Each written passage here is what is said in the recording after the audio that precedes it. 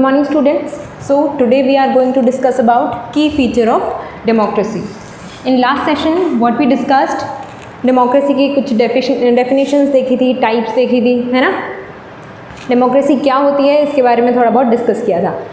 So today we are going to discuss about some key feature of democracy. Key features का मतलब क्या है कि कुछ ऐसे points है ना, कुछ ऐसे points जिसकी वजह से हमें डेमोक्रेसी और बाकी फॉर्म्स ऑफ गवर्नमेंट में डिफरेंस पता चलता है ना. ये सिर्फ डेमोक्रेसी में ही पाई जाती हैं. ये जो इसके कुछ की फीचर्स हैं ये ओनली डेमोक्रेसी में ही फाउंड होते हैं. तो की फीचर का मतलब समझ में आ गया. It is these are some features which are only found in democracy, not in any other form of government. So democracy meaning तो पता ही है ना. This is the form of government in which the people rule themselves, है ना. people अपने आप को rule करते हैं. अब वो कोई भी मीन्स हो सकता है, बाय रिप्रेजेंटेटिव और बाय डायरेक्ट, है ना. किसी भी तरीके से अपने आप को रूल कर सकते हैं. अब उसके कुछ की फीचर्स हैं. First is governance of the people. अब गवर्नेंस ऑफ द पीपल का मतलब क्या है. हमने एक बहुत ही बेसिक डेफिनेशन के बारे में सुना होगा. What is democracy. Democracy is the form of government of the people, for the people, by the people, है ना. ये डेफिनेशन सुनी है. अब्राहम लिंकन ने दी थी कि एक ऐसी government which is of the people, for the people, by the people, है ना. जैसे लोगों के द्वारा, है ना, ऐसा कुछ. तो उसमें गवर्नेंस ऑफ द पीपल. अब ऑफ द पीपल कैसे. क्योंकि हम इलेक्शन करवाते, हमारे कंट्री में इलेक्शन होते हैं ना. इलेक्शन के थ्रू हम अपने रिप्रेजेंटेटिव को चूज़ करते हैं. फिर वो रिप्रेजेंटेटिव क्या होते हैं, पीपल्स के लिए अकाउंटेबल होते हैं. अगर वो हमारे वेलफेयर के लिए काम नहीं कर रहे, अगर हमारे पर्सनल इंटरेस्ट पे काम नहीं कर रहे और वो अपने ही पर्सनल गेन में लगे हुए हैं, है ना, लोगों के वेलफेयर, उनके डेवलपमेंट के लिए काम नहीं करते हुए वो अपने पर्सनल गेन में लगे हुए हैं, then we can change them, है ना. सबसे पहले तो हम ही उन्हें इलेक्ट कर रहे हैं ना.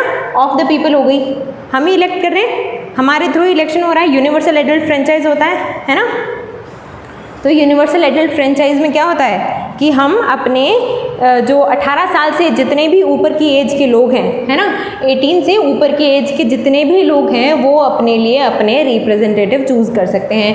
तो वो गवर्नेंस ऑफ द पीपल हो गई, है ना. गवर्नेंस ऑफ द पीपल, लोगों की गवर्नेंस.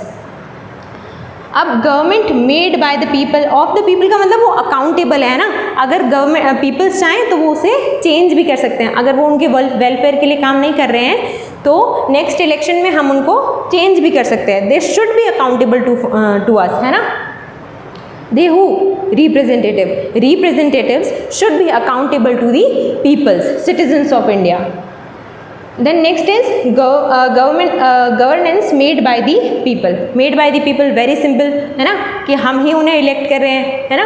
फर्स्ट में ऑफ द पीपल है कि वो उनको जब चाहें तब चेंज कर सकते हैं अगर वो उनके वेलफेयर के लिए काम नहीं कर रहे. अकाउंटेबिलिटी आ जाती है इसमें. Government made by the people. अब इसमें भी एक तरीके से अकाउंटेबिलिटी है ना. मेड बाय द पीपल के इलेक्शन के थ्रू हम ही उन्हें बनाते हैं. Very simple. Then only means. अब देखो क्या है डेमोक्रेसी. हमने डेमोक्रेसी क्यों लाई. हमें ऐसा तो नहीं था कि हमें democratic form of A government चाहिए थी. हमें एक ऐसी फॉर्म ऑफ गवर्नमेंट चाहिए थी जिसमें हम लोगों को पर्सनल लिबर्टी मिल सके, लोगों का डेवलपमेंट हो सके, पब्लिक वेलफेयर मिल सके. हमको क्या चाहिए था, हमें डेमोक्रेसी नहीं चाहिए थी, हमें पब्लिक वेलफेयर और लिबर्टी चाहिए थी. लिबर्टी का मतलब फ्रीडम,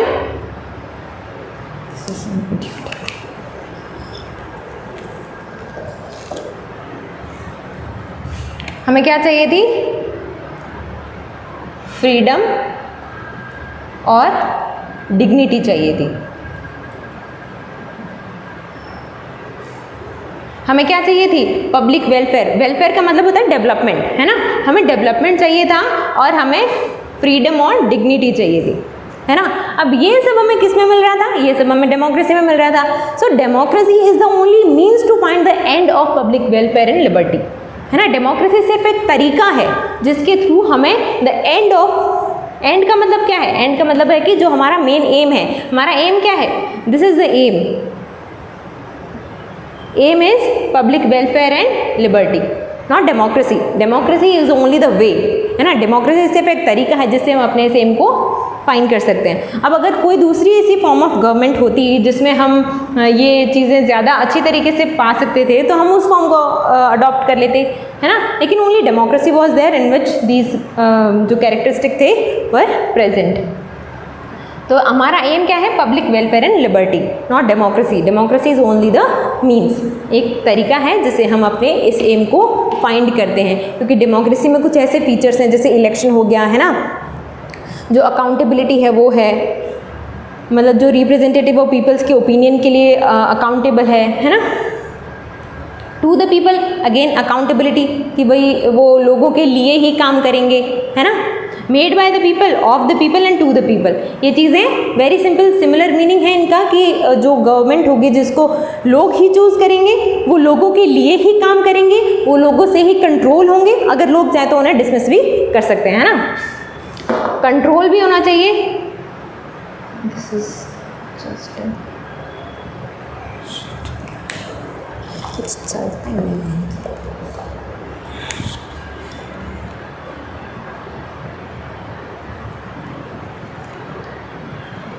कंट्रोल भी होना चाहिए, है ना। सबसे पहले उनको इलेक्ट भी हम ही करेंगे, इलेक्ट भी हम ही करेंगे, उनको कंट्रोल भी हम ही करेंगे। फिर उनको कंट्रोल करने का मतलब क्या है? उनकी पावर्स, लिमिटेशंस, ये सब भी हम ही तय करेंगे, है ना। पावर्स, लिमिटेशन, और वो कोई भी डिसीजन जो है पब्लिक ओपिनियन के बिना नहीं ले सकते, लोगों का ओपिनियन लेना पड़ेगा, है ना। इलेक्ट करेंगे, कंट्रोल करेंगे।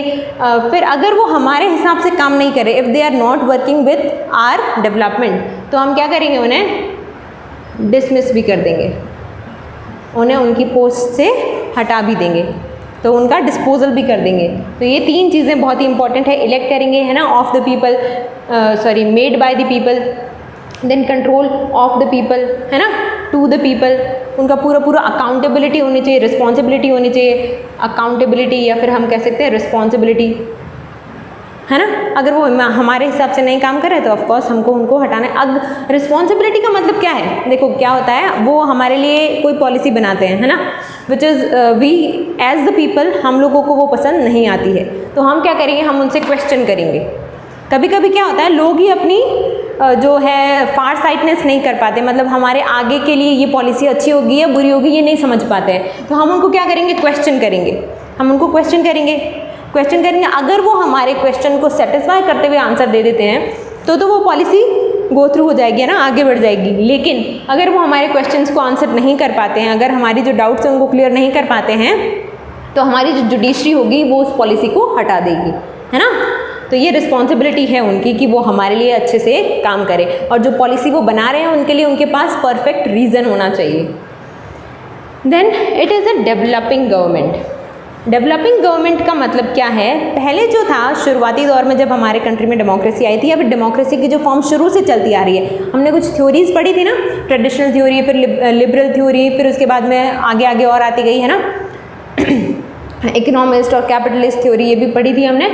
तो डेवलपिंग गवर्नमेंट में क्या होता है? शुरुआत, डेवलपिंग गवर्नमेंट का मतलब ये होता है कि शुरुआत में क्या था हमारी कंट्री में? सिर्फ पॉलिटिकल इक्वालिटी थी, ओनली पॉलिटिकल इक्वालिटी।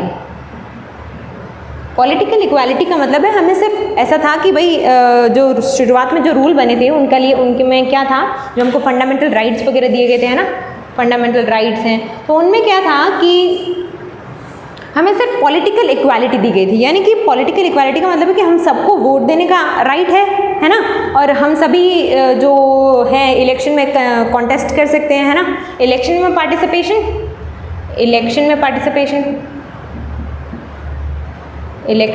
पार्टिसिपेशन है, सबको इक्वल पार्टिसिपेशन का अधिकार है ना, कोई भी इलेक्शन कॉन्टेस्ट कर सकता है, उसमें कोई भी इकोनॉमिक क्राइटेरिया नहीं है कि भाई ज़्यादा पैसे वाला ही इलेक्शन लड़ेगा, या फिर कोई बहुत ही ज़्यादा सोशली किसी का स्ट्रॉन्ग स्टेटस है तो वही इलेक्शन कॉन्टेस्ट करेगा, कोई भी कर सकता है ना, किसी भी कास्ट का, किसी भी सेक्शन का। फिर सबको यूनिवर्सल एडल्ट फ्रेंचाइज दिया गया, है ना, 18 से ऊपर जो भी है सबको वोट देने का अधिकार होगा। तो ये तो हो गई पॉलिटिकल इक्वालिटी, है ना, तो हमको सिर्फ यही दी गई थी। फिर उसके बाद में क्या हुआ, धीरे धीरे ये पब्लिक वेलफेयर की तरफ बढ़ गया, है ना, इंडिविजुअलिज्म, देन लिबर्टी, है ना, लिबरल फॉर्म, देन फिर जो हो गया ये हमारे पब्लिक वेलफेयर के लिए बढ़ गया। पब्लिक वेलफेयर का मतलब होता है social and economic equality also, है ना, सोशल एंड इकोनॉमिकल इक्वालिटी। अब सोशल एंड इकोनॉमिकल इक्वालिटी का मतलब क्या है कि हम सरकार कुछ ऐसी पॉलिसीज़ भी बनाएगी जिससे हमें सोसाइटी में इक्वल पार्टिसिपेशन मिले। जैसे विमेंस हैं, है ना, विमेंस को कई जगह ऐसी है जहाँ पर उनको इक्वल वेजेस नहीं दी जा रही हैं। जैसे कोई डेली वेज वर्कर्स है ना, कोई मजदूर है, तो मजदूर काम करते हैं, लेडीज़ और जो वुमेन्स है और मेंस है दोनों साथ में काम करते हैं, पूरे दिन काम करते हैं, लेकिन विमेंस को क्या होता है, कम वेज मिलता है ना। तो ये नहीं हो सकता, सोशल और इकोनॉमिकल अनइक्वालिटी नहीं कर सकते आप, है ना। अगर ऐसा होता है तो हमारी जो सरकार है वो जो हमारी गवर्नमेंट है या फिर अपन कह सकते हैं जो हमारी जुडिशरी है वो उनको पनिश भी कर सकती है जो ऐसा कर रहे हैं, है ना। तो सोशल और इकोनॉमिकल इक्वालिटी, इकोनॉमिकल इक्वालिटी मतलब कि सबको एम्प्लॉयमेंट का अधिकार दिया जाना चाहिए। अब क्या होता है, जैसे एससीज एसटीज़ हैं, ये इतने ज़्यादा डेवलप नहीं हैं as compare to other section of the society. जैसे जनरल्स हैं ना, इतने ज़्यादा डेवलप नहीं हैं कौन, एससीज और एसटीज़, जो थोड़ा लो हो गए हैं क्योंकि वो शुरुआत से उनको वो बैकग्राउंड वगैरह नहीं मिला, इतनी एजुकेशन नहीं मिली, उनकी हेल्थ फैसिलिटीज़ अच्छी नहीं हैं, है ना, उनका सैनिटेशन मतलब वाटर, उनकी जो सड़कें वगैरह ट्रांसपोर्ट है उतनी उनको व्यवस्था नहीं दी गई है। तो उनके लिए भी सरकार कुछ ऐसा करेगी ताकि वो इकोनॉमिकली इक्वल लेवल पर आ सकें, है ना।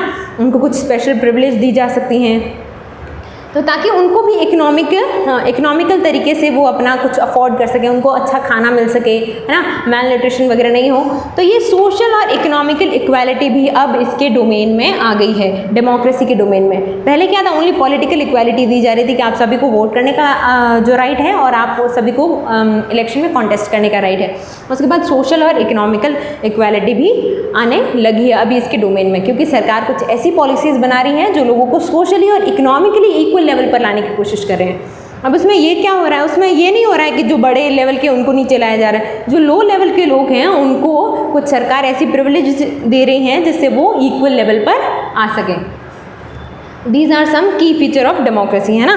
तो डेमोक्रेसी के कुछ की फीचर्स थे, government of the people, by the people, है ना, made by the people, to the people, and then this is only the means, है ना, not the end. End what is the end? End is the public welfare and liberty.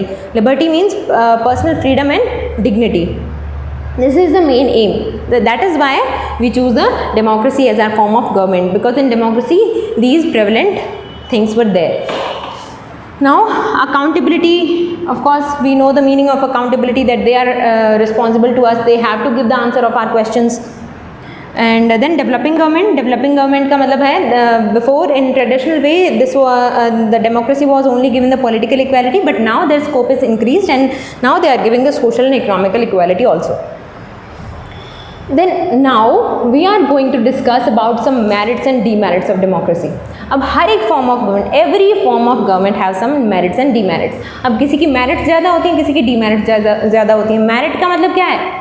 Merit का मतलब है कि उसकी कुछ विशेषताएं, है ना, कुछ अच्छाइयाँ. डीमेरिट का मतलब बुराइयाँ.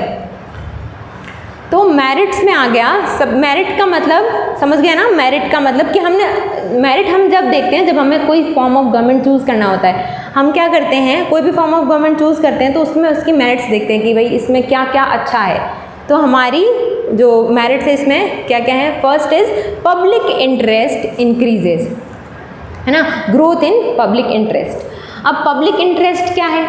सबसे पहले क्या होता है, कोई भी फॉर्म ऑफ कोई भी हमने अपना रिप्रेजेंटेटिव चूज़ कर लिया, है ना, डेमोक्रेसी में रिप्रेजेंटेटिव चूज़ कर लिया, वो हमारे लिए पॉलिसी बना रहा है. अब उसने एक पॉलिसी बनाई, है ना, वहाँ पे पार्लियामेंट में वो सब ने ही अप्रूव कर दी, लेकिन क्या होगा, उनको वो पब्लिक ओपिनियन के लिए भी रखनी पड़ेगी, है ना, क्योंकि वो क्या है, accountable to the government, to the people है ना. यहाँ पर भी अकाउंटेबिलिटी आ जाती है, अकाउंटेबिलिटी आ जाती है ना. यहाँ पर भी क्या आती है? अकाउंटेबिलिटी. क्योंकि जो रिप्रेजेंटेटिव हैं वो हमारे लिए अकाउंटेबल हैं. अकाउंटेबल है तो they have to give the answer what they have done, है ना. उन्होंने जो भी कुछ किया है उसके लिए उनको आंसर देना पड़ेगा. If they are not able to give the answer then we will change them, है ना. हम उनको हटा देंगे वहाँ से. अगर वो आंसर नहीं दे पाते तो हम उनको हटा देंगे. तो उनको पब्लिक इंटरेस्ट में ही काम करना पड़ेगा, क्योंकि पब्लिक ही है जो उनको वापस चूज करने वाली है ना, जो रिप्रेजेंटेटिव हैं वो वापस तो ऑफकोर्स आना ही चाहेंगे, है ना। तो वो पब्लिक इंटरेस्ट में ही काम करेंगे, जो पब्लिक का मेन इंटरेस्ट है, जो लोग क्या चाहते हैं तभी तो लोग उन्हें वोट देंगे, है ना। जो लोग चाहते हैं वो उसी के लिए काम करेंगे, है ना। अकाउंटेबल है, अकाउंटेबल, अगर अकाउंटेबिलिटी नहीं होती तो क्या होता, अगर वो अकाउंटेबल नहीं होते तो वो कोई भी पॉलिसी बना देते, है ना। हम तो उसका कोई भी विरोध वगैरह कुछ नहीं कर पाते। जब विरोध नहीं कर पाते तो वो अपने ही हिसाब से सारी पॉलिसीज़ वगैरह बनाते, तो फिर उसमें हमारा कोई फ़ायदा हो रहा है नहीं हो रहा है इससे उनको कोई मतलब नहीं होता। लेकिन अब क्या है, वो अकाउंटेबल है तो उनको पब्लिक इंटरेस्ट में काम करना ही पड़ेगा। तो पब्लिक इंटरेस्ट में इंक्रीज़ हुई है ना, लोगों के लिए क्या सही है। अब उन्होंने तो बना दी, जैसे पॉलिसी बना दी कि भाई कोई डैम बन रहा है ना, कोई डैम बन रहा है, उन्होंने पॉलिसी बना दी कि अब हमको ये डैम बनाना है, उन्होंने कोई निकाल दिया, ऐसा कोई ऑर्डर निकाल दिया है। तो लेकिन पब्लिक इंटरेस्ट किस में है, अगर लोगों को, वहाँ के लोगों को वो पसंद नहीं आ रहा है ना, अगर वो लोग बहुत ज़्यादा उसको रिवॉल्ट कर रहे हैं, उसका विरोध कर रहे हैं, तो they have to change that, है ना। उनको अपनी पॉलिसी में, अपने ऑर्डर में चेंज करना ही पड़ेगा। अगर अकाउंटेबिलिटी नहीं होती तो वो अपने मर्जी से जो चाहे वो कर सकते थे, है ना। Then effective governance. अब एफिशिएंट, इफेक्टिव या फिर एफिशिएंट कुछ भी कह सकते हैं ना, इफेक्टिव या एफिशिएंट गवर्नेंस। एफिशिएंट या इफेक्टिव का मतलब होता है वेरी स्ट्रॉन्ग। जैसे अब कोई भी लॉ निकला, है ना, अब क्योंकि पब्लिक ओपिनियन बहुत लेना ज़रूरी हो गया इनको, पब्लिक ओपिनियन, है ना। कोई भी लॉ बनाते हैं तो वो उसका एक ड्राफ्ट निकालते हैं, उसको रेफरेंडम कहते हैं। उन्होंने लॉ निकाला, कोई पॉलिसी बनाई, उस पॉलिसी को लागू इम्प्लीमेंट करने से पहले वो एक रेफरेंडम निकालते हैं जो लोकल पीपल के लिए अवेलेबल किया जाता है कि भाई आप इसको पढ़िए और बताइए कि आपको ये पॉलिसी पसंद आ रही है या नहीं आ रही है ना। ये भी अकाउंटेबिलिटी के लिए ही है। तो अगर पीपल्स उस रेफरेंडम को अप्रूव करते हैं तो वो पॉलिसी बन जाती है ना। तो इसलिए इफेक्टिव गवर्नेंस आ गया है, क्योंकि अब इसमें लोगों के ओपिनियन को ध्यान में रखा जा रहा है ना। लोगों से पूछा जा रहा है कि आपको ये लॉ सही लग रहा है कि नहीं लग रहा है ना। मोनार्की, डिक्टेटरशिप, इन सब में तो क्या होता था, जो राजा कह देता था वही पूरे को मानना पड़ता था। तो ये एफिशिएंट गवर्नेंस है, एफिशिएंट या फिर इफेक्टिव, है ना। बहुत ही स्ट्रॉन्ग डिसीजंस निकलते हैं जो सभी लोगों के लिए सही होते हैं। Then mass education. Mass education का मतलब होता है इससे जो है अवेयरनेस बढ़ती है ना। लोग क्या करते हैं अब, क्योंकि लोगों को पार्टिसिपेशन दिया जा रहा है ना, उनको वोट देने का अधिकार है, उनको इलेक्शन कॉन्टेस्ट करने का अधिकार है, तो हर एक इंसान किसी न किसी पर्टिकुलर पार्टी से अपना कुछ कनेक्शन जोड़ लेता है, तो उससे क्या होता है, अवेयरनेस आती है। अवेयरनेस आती है ना, लोग अवेयर होते हैं कि हमें हमारी कंट्री में क्या चल रहा है, पॉलिसीज़ कैसी हैं, है ना। जो बाकी फॉर्म ऑफ गवर्नमेंट है उनमें तो ना तो लोगों को कोई अधिकार दिए जाते हैं, ना लोगों को इंटरेस्ट उसमें पैदा होता है। अब यहाँ पर हमको राइट्स दिए जा रहे हैं कि भाई आप बताइए आपको पॉलिसी कौन सी सही लग रही है, तो उससे लोगों का इंटरेस्ट बढ़ता है। लोगों का इंटरेस्ट बढ़ता है तो उनमें अवेयरनेस आती है ना। जैसे वोट देने का अधिकार सबको है ना, तो सभी लोगों में अवेयरनेस है। अब बूढ़े बूढ़े लोग भी जो बहुत पुराने ख्यालात के हैं ना, वो भी वोट देने जाते हैं, तो उनमें एजुकेशन बढ़ी है ना, उनमें अवेयरनेस बढ़ी है। तो ये मास एजुकेशन का भी काम करता है। And moral education. अब मॉरल एजुकेशन का मतलब होता है, मोरल का मतलब क्या होता है, नैतिक, है ना। अब इससे क्या होता है, हमारे अंदर हमारा जो एटीट्यूड होता है वो भी डेवलप होता है, क्योंकि हम क्या कर रहे हैं, लोगों से मिल रहे हैं, है ना। लोगों की पॉलिसीज़ के हम पॉलिसीज़ के बारे में सुन रहे हैं। अब हम जब किसी बारे में कुछ नया सुनते हैं तो हमको उसको जानने के बारे में क्यूरियोसिटी बढ़ती है ना। तो क्यूरियोसिटी बढ़ती है तो हमारे एटीट्यूड में चेंजेस आने लगते हैं, है ना। एटीट्यूड में चेंजेस आने लगते हैं जब एजुकेशन क्या होता है, एजुकेशन का मतलब ही यही होता है कि एजुकेशन जो होती है वो किसी भी इंसान के एटीट्यूड को, उसकी पर्सनैलिटी को डेवलप करने का काम करती है ना। उसके एटीट्यूड, हमारी बोलने की क्षमता बढ़ती है, हमारी समझने की क्षमता बढ़ती है ना। तो हमारे एटीट्यूड में, हमारी अवेयरनेस में, हमारे पर्सनालिटी में, सब में ग्रोथ होती है ना। सभी लोग इंटरेस्ट लेने लगते हैं। जब इंटरेस्ट होगा तो पर्सनालिटी, है ना, पर्सनालिटी में चेंज होता है, एटीट्यूड में चेंज होता है, एटीट्यूड में चेंज होता है। तो इससे हमारी मॉरल एजुकेशन बढ़ती है। हमारे कुछ मॉरल थॉट्स होते हैं ना, मॉरल थॉट्स की हमारे देश के लिए क्या अच्छा होना चाहिए, क्या बुरा होना चाहिए, क्या बुरा है क्या अच्छा है ना, हमारे देश में और कौन कौन सी नई पॉलिसीज़ आनी चाहिए, हम उसमें इंटरेस्ट लेने लगते हैं, तो उससे हमारी मॉरल एजुकेशन बढ़ती है। अब नेक्स्ट कुछ और भी इसकी मेरिट्स हैं वो हम नेक्स्ट सेशन में देखेंगे। तो आप आज का आपका होमवर्क है राइट की फीचर ऑफ डेमोक्रेसी, है ना, ये आज आपका होमवर्क है। इसमें आपको हर एक की फीचर का हेडिंग लगानी है, फिर उसमें उसको 2-2 लाइन में डिस्क्राइब करना है ना, उसको 2-2 लाइन में एक्सप्लेन करके लिख देना है।